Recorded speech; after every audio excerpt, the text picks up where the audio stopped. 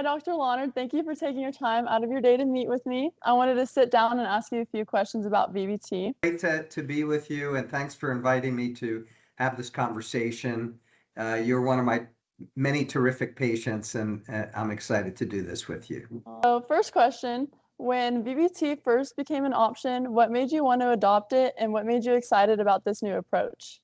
As a surgeon and as a doctor who takes care of patients and interacts with the patients' families, I've seen the kind of the continuum of life, how scoliosis affects people throughout their lives, both when it's not treated and when it is treated. Vertebral body tethering, VBT, came about, but I was a little skeptical about it at first. So I held back a few years, and I'm glad I did so because I learned a lot from my colleagues who started before me. And now for the past almost 11 years, I've done many procedures, almost 600 now. So That's awesome. That's 600 surgeries. It's pretty insane. yes. Speaking of patients, let's go back to when I first walked into your office. What made me and what makes other patients a good candidate for tether? Well, I think the ideal patient, like yourself, is somebody who has a curvature that is in the surgical range. So first of all, the curve is big enough that surgery is a consideration.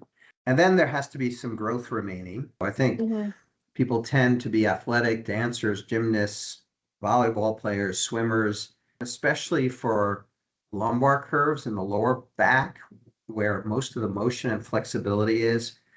If you fuse those patients low into the lumbar spine, many of them 20 and 30 years later will develop back problems. And I see those patients in my practice. So I really offer it to anybody who's a candidate, and then the families decide tether versus fusion. Yeah. One of the reasons I wanted to do this interview is because the surgery completely changed my life. I get to play Division I volleyball, work in spine healthcare, and do all the things I wasn't sure I'd be able to do. So, as a surgeon, what is it like seeing patients come back years later living a full and active life? That's a great question. You know, as a surgeon, I've been doing this a long, long time, and I love what I do. I love taking care of patients. I love getting to know new patients and their families, and patients from all over the country, all over the United States, and from around the world. And what I can tell you is everybody's the same.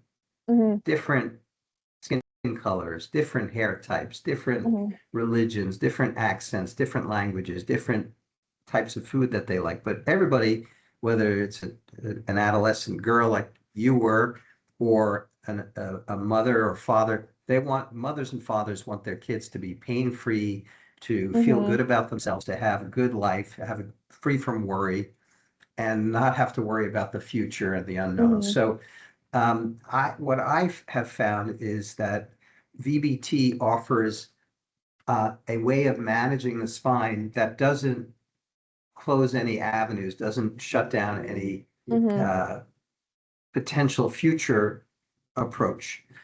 Okay, here's a more fun question. What's the biggest misconception people have about scoliosis or VBT? Well, about scoliosis, the biggest misconception maybe is that it's debilitating and it changes your life, and it just prevents you from being active, and it's horribly disfiguring. I think the misconception is if you have that diagnosis, it's a curse and it's going to be downhill from there. That's not true. We have a lot of good options, and VBT really fits in very nicely. Yeah. Okay, final question. Hey, If a patient or parent was just told they have scoliosis today, what's one piece of advice you'd want them to hear? don't panic. You have a healthy daughter or son. They are healthy. They have a little bit of a curve in their spine. So there are options. You get to have choice. And I like the principle of choice, acceptance, and resilience. So don't worry, look forward, choose the best choice, and whatever choice you choose is going to be the right one. And don't look back. That's great advice. I wish I heard that when I first heard I had scoliosis. Choice, acceptance, resilience. I like that. I like that a lot. Okay, well, Thank you so much for taking your time to sit down with me and answer some questions. I really appreciate it. Well, thank you, Emma, and I'm really so proud of you and so happy for you and your trajectory in life. And please send my very best to your family and to the people at High Ridge who are doing a great job offering solutions to patients. And I'm so glad that you're sitting with them, and say hello to my friends over there. I will. Thank you so much. I really appreciate it.